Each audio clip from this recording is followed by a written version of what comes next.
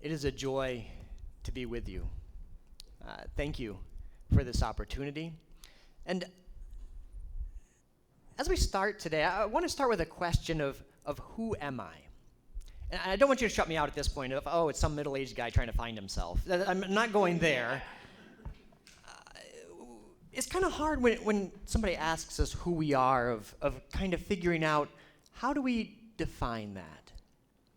So for myself, I would say, well, I'm a husband to my lovely wife, Cindy, a parent of 4 kids, including Sam, who's with me. We happen to be roadies who follow wherever Corey and Jackie are playing.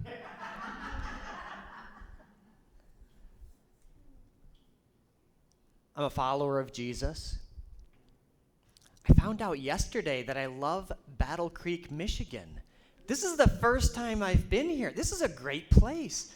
Sam and I were coming in from the north. We're like, oh, this is great. And now Pastor Scott and Chris are introducing us to the finer culinary establishments of this place. This is good stuff. And I can prove it. I've got the game. I've got Battle Creekopoly. So I am good to go. You know, I also love this church. Pastor Tim mentioned Pulse. This has given me a chance to work with the pastors, work with a team of people who are talking about church revitalization. What are ways that God is calling us as a church to step forward? And what great ideas, what great opportunities to hear about how God is stirring this church and ministering to this community.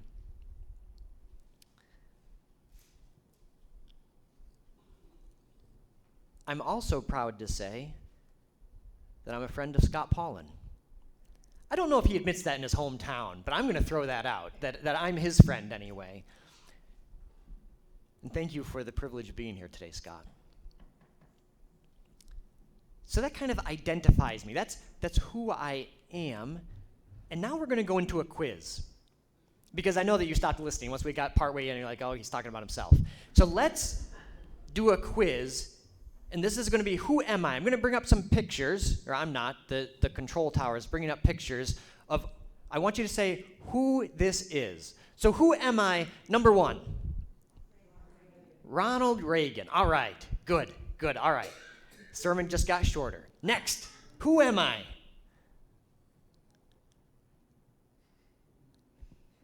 H. Richard Niebuhr, famous theologian, 20th century. Have you ever wondered why theologians always look grumpy? If they study the good news, should they really be like, right? I kind of wonder about that. I've seen the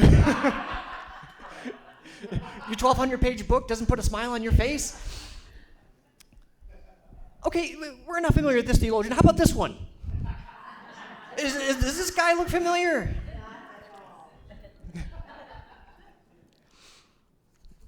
You know,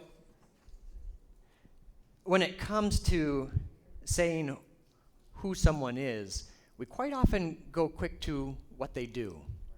Because it's a handy shortcut. It's a good shortcut, but we don't say who they are as much as what they do. Think about this with the next one. Who are we as the Battle Creek Seventh-day Baptist Church? How do we define that? A group of people who gather for worship on Sabbath day, enjoy eating together, singing together. But there's something else there about who we are. We're going to keep coming back to that, this idea of who are we more than what we do. To do that, we're going to take a look at a story in Scripture. But to get there, I have one more picture I want to take a look at.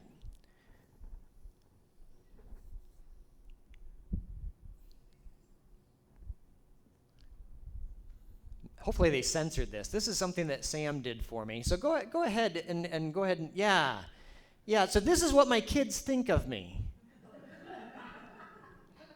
They call me Big Head Dad. Is that harsh or what? Talk to Sam afterwards and tell him this is wrong. You're not helping.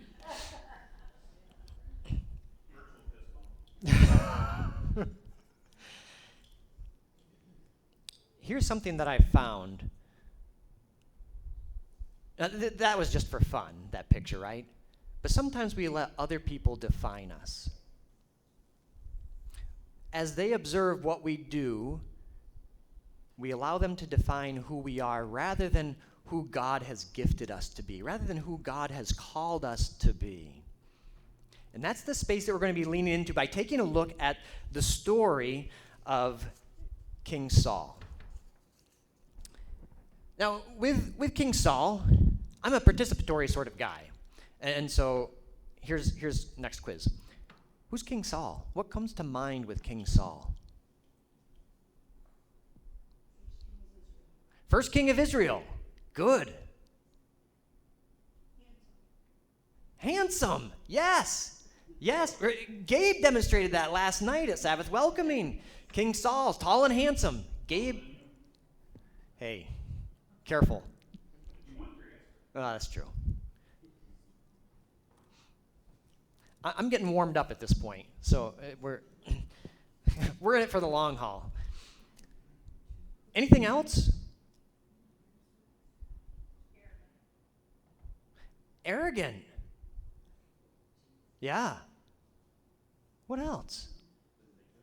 Vindictive. Think about the arc of this guy's life, right? He starts out tall and handsome. I never started out with that. He starts out with that. He's anointed king. We're told that God's presence is with him. God's spirit comes upon him. And how's the story end? He's chasing David around the countryside because he's jealous. He's arrogant. He's vindictive because he allowed other people to define him and he needed to prove himself rather than embrace who God had created him to be. Well, let's think about this some more as we lean into the story. We're going to set the stage for the scripture passage that we're going to go to. Saul has been announced king privately and publicly at this point. But then, after that happens, he goes home. There's a public announcement, he's king, then Saul goes home and starts plowing with oxen like he always did. But then, the bad guys show up. There's an attack on Jabesh Gilead. And they say, if you surrender, we're going to gouge all your right eyes out. Now, in my book, that's kind of a bad thing. If it's my left eye, that's one thing. But my right eye, don't take that one. And so this is bad. So Saul comes, leads a military victory. Tremendous victory. And this is what takes place afterwards. Samuel. I just realized I made that sound like you're in trouble. Samuel! All right. His name's Samuel. All right. 1 Samuel, chapter 11, verses 12 through 15. Then the people said to Samuel, "Who is it that said, 'Shall Saul reign over us? Bring the men that we may put them to death.' But Saul said, 'Not a man shall be put to death this day. For today the Lord has worked salvation in Israel.' Then Samuel said to the people, 'Come, let us go to Gilgal, and there renew the kingdom.' So all the people went to Gilgal, and there they made Saul king before the Lord in Gilgal. There they sacrificed peace offerings before the Lord, and there Saul and all the men of Israel rejoiced greatly." Oh, that's great, isn't it? They won. Saul's king. People celebrate. Everything's good on the surface.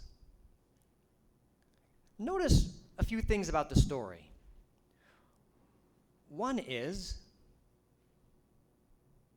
the good stuff.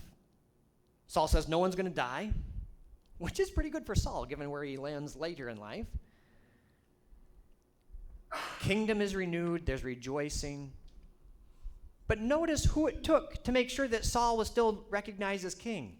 It's Samuel. Saul doesn't say, "Hey, I'm king." Samuel has to say, "Hey, everybody, remember this is the guy that I said was king." king.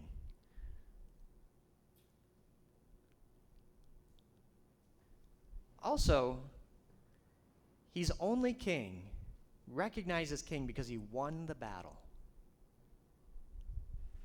What's that do to his psyche? It's not because he has this sense of, yeah, God called me to be king. He has the sense, I won the battle, and so now I'm king. I need to win every battle to be recognized as king. I want to bring this out a little bit. And this is going to reveal some of my vindictiveness, like Saul. Pastor Scott, could you come up, please? Oh, I asked permission. I asked nice. So this is what's going to happen.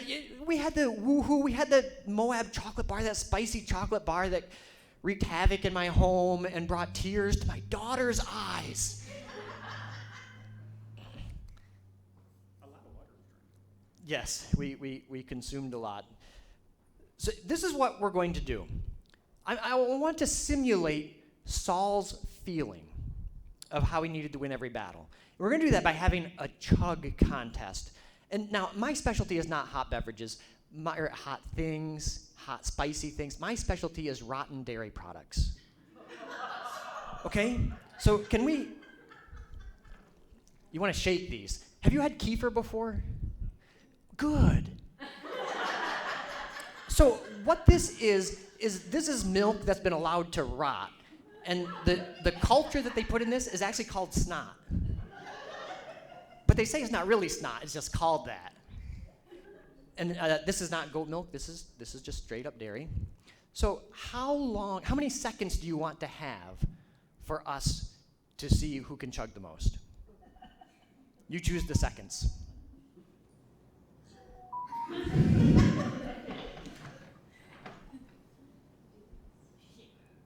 What do you think, sweetheart? 90. Oh no! Okay, that was fun. 90. You want 5? 10. All right. 20. Hey, who said that? Do you want a bottle? All right, so we're going to 10. I think there might be a seal inside. Oh no, I must have. Okay, good. Yours doesn't have a seal either. I'll probably put something in that. Pastor Harold, can you count to 10? Slow. Nice and slow.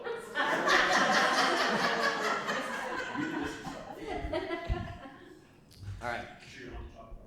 I might as a chaser. All right, you ready to start counting? You don't need to lose yourself counting. All right? All right, ready? Okay. 1, 2, 3, 4, 5, 6, 7, 8, 9, 9.5.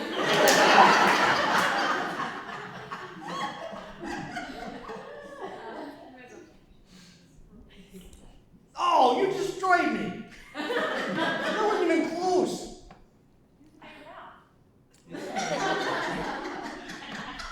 You rest of that, man.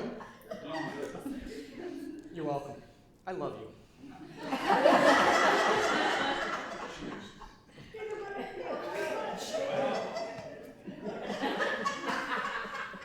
I still haven't had as much as him. I got water.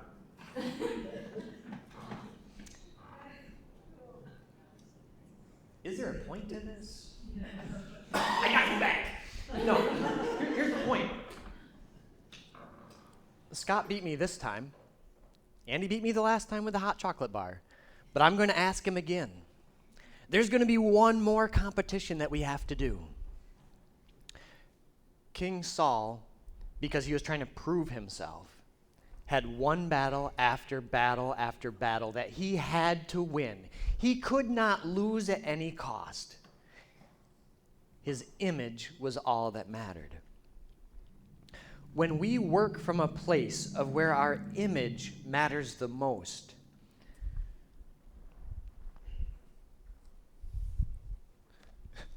we drink rotten dairy products. No, we get off the mark. We do rotten things. We lose track of what God's call is on our lives. Saul was focused on doing over being.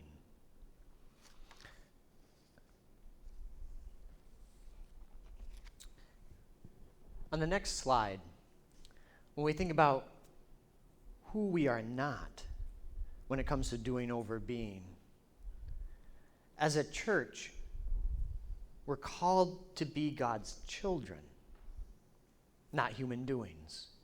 We're called to not have to prove our worth and value at every stop, but to experience God's grace as his children. We also don't need to feel slighted when we're overlooked. We also don't need to seek out unholy recognition to make sure that we matter. That also means that we avoid people-pleasing to make us feel important. That's the next trap that King Saul fell into. On the next slide is a picture of Granny Thankful. Look how happy Granny Thankful is. There wasn't much hope in pleasing her, right? Granny. She was before my time, but her reputation goes on.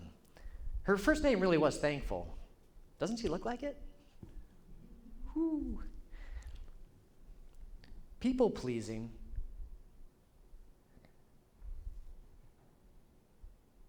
is a difficult trap to get out of. Because on the one hand, we say, oh, well, I'm doing that to make someone happy, to make people happy.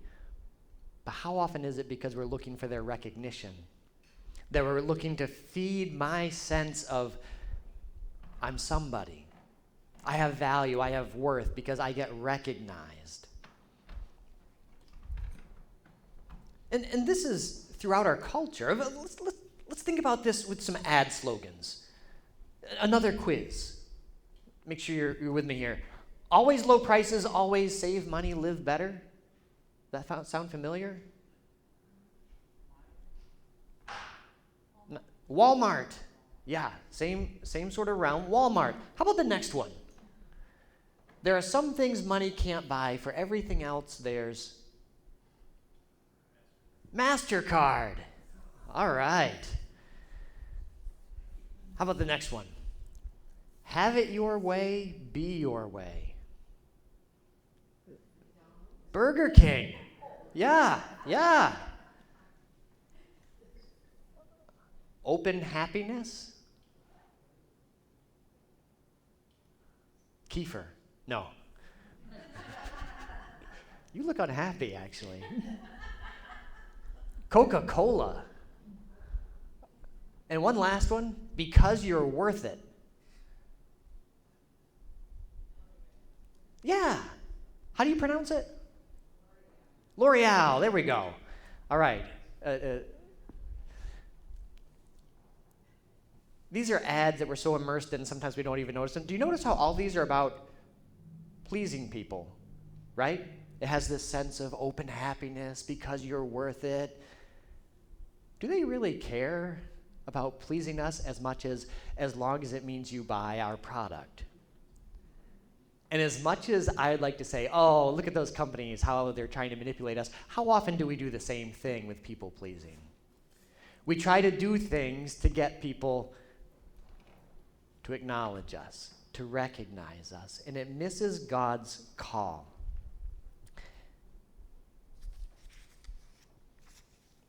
We're going to take a look at Saul again.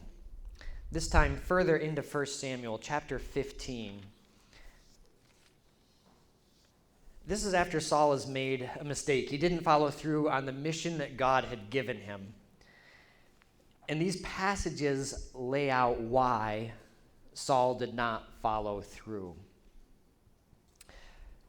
Chapter 15, verses 17 through 19. So this is Samuel rebuking Saul because he didn't follow through. And Samuel said, though you are little in your own eyes, are you not the head of the tribes of Israel? The Lord anointed you king over Israel. And the Lord sent you on a mission and said, go devote to destruction the sinners, the Amalekites, and fight against them until they are consumed. Why then did you not obey the voice of the Lord? Why did you pounce on the spoil and do what was evil in the sight of the Lord?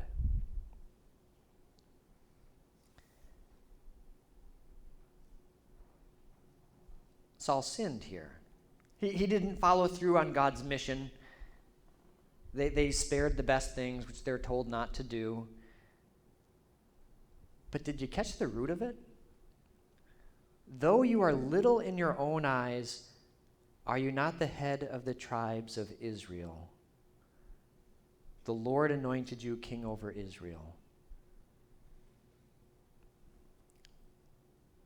Saul's trying to prove himself. Saul thinks, I'm so small. I'm so insignificant. I've got to prove myself. I'm going to please these people so they recognize how great I am. Rather than, God has anointed you, Saul. Think about this for us. How easy is it to discredit the way that God has gifted each one of us individually or as a church? In which we say, oh, no, everybody has that. Anybody can do that. And we discount it rather than living out what God has called us to and blessed us with. Each one of us are uniquely gifted. Do we make ourselves little in our own eyes? The story goes on and is even more revealing when Saul replies in verse 24. Saul said to Samuel, I have sinned, for I have transgressed the commandment of the Lord and your words, because I feared the people and obeyed their voice. Now, therefore, please pardon my sin and return with me, that I may bow before the Lord. And Samuel said to Saul, I will not return with you, for you have rejected the word of the Lord, and the Lord has rejected you from being king over Israel. Why did Saul make a bad choice? In his words, because I feared the people and obeyed their voice. He lost track of who he was, who God had created him to be, and he just wanted to make people happy. He just wanted their recognition. He also missed the seriousness of this. Did you catch this? He's like, yeah, Samuel. Yeah, okay, I sinned. My bad. Now, could you come with me in front of the people so they know I'm still king? I don't really care about my sin. I just want you to make sure that it all looks good. And Samuel says, actually, God has rejected you as king. Saul had become so focused on image, so focused on himself, that he missed God's call. That brings us to verses 30 through 31.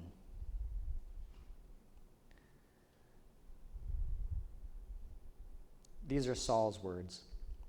Then he said, I have sinned. Yet honor me now before the elders of my people and before Israel, and return with me, that I may bow before the Lord your God. So Samuel turned back after Saul, and Saul bowed before the Lord. I want to think about this passage specifically. There's some wording that's really important to catch here. If we bring up the next one, notice who he refers to. When he talks about honor me.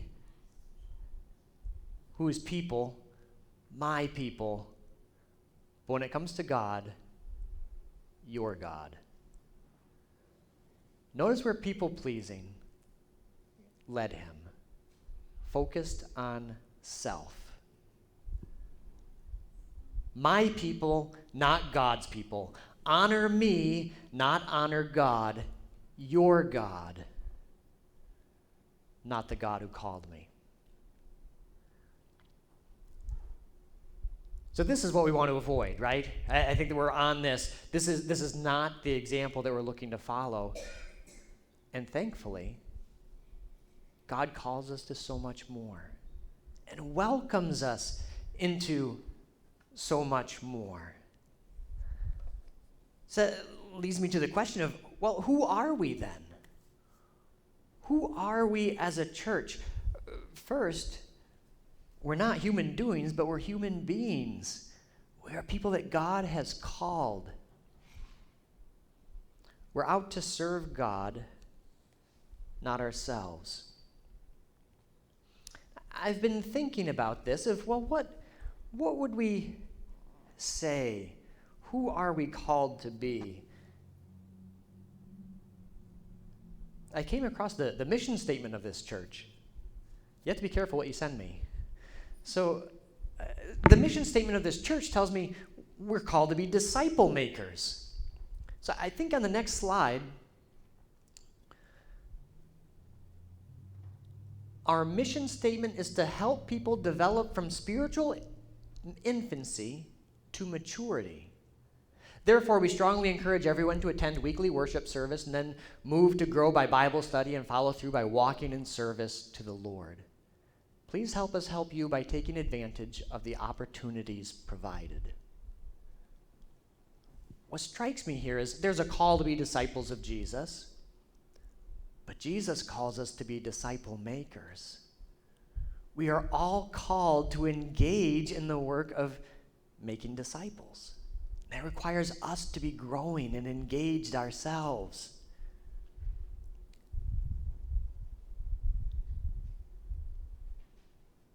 Now, granted, I'm on the wrong side of the lake, so you can discredit me. Even worse, I'm originally from the East Coast, so I go downhill even more. But there are some neat things I've observed through conversations with the Pulse group about some neat disciple-making things taking place. So on the next slide, two things have stood out to me. One is how outward hospitality and discipleship process. And I'd like to explain outward hospitality with a picture.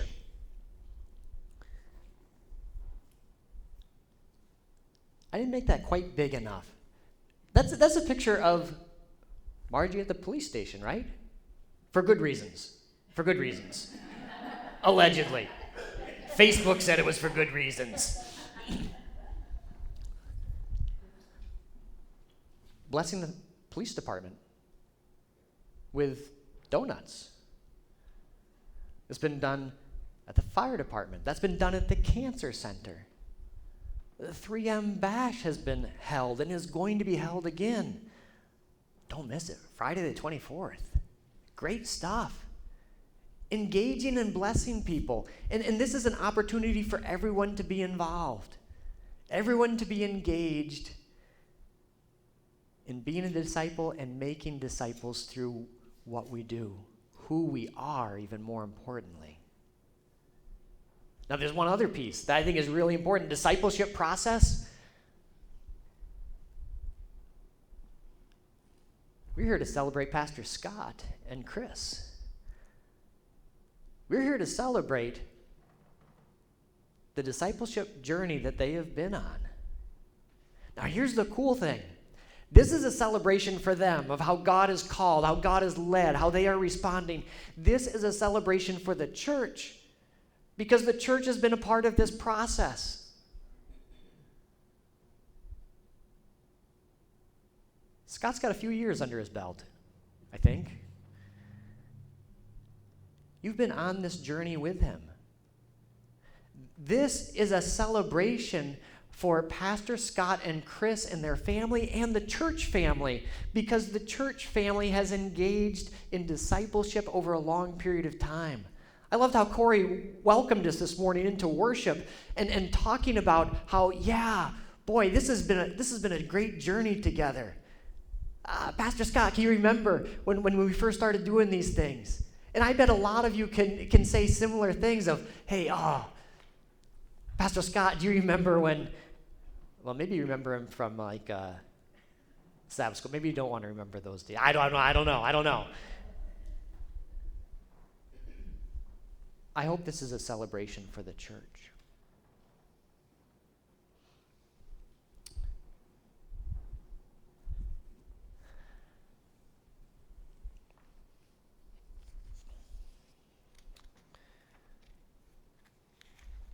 One more slide. I want to go back to these verses of how we have a choice. Samuel said, "Though you are little in your own eyes, are you not the head of the tribes of Israel? The Lord anointed you king over Israel, and the Lord sent you on a mission." I believe that is a call for us as individuals and as a church.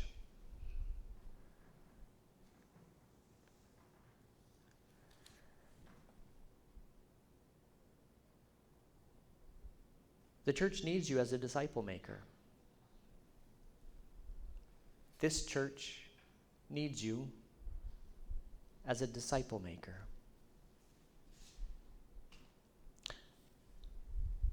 Pastor Scott and Chris, you are called to join with the pastors and this church to be disciple makers and to equip disciple makers. What a calling.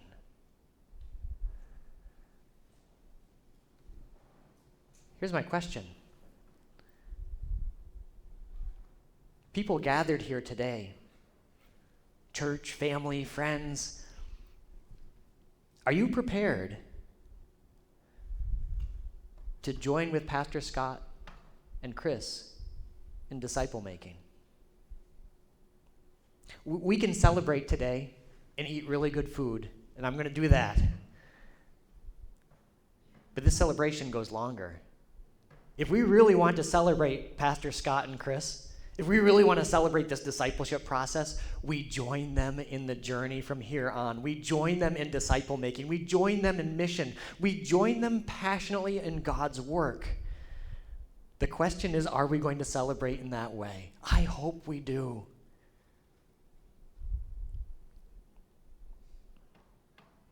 Are we ready?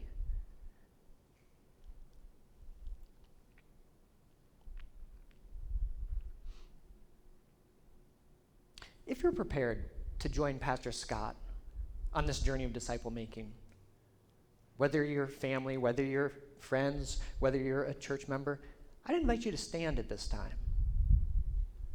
If you're willing to join in this disciple making process, I would invite you to stand.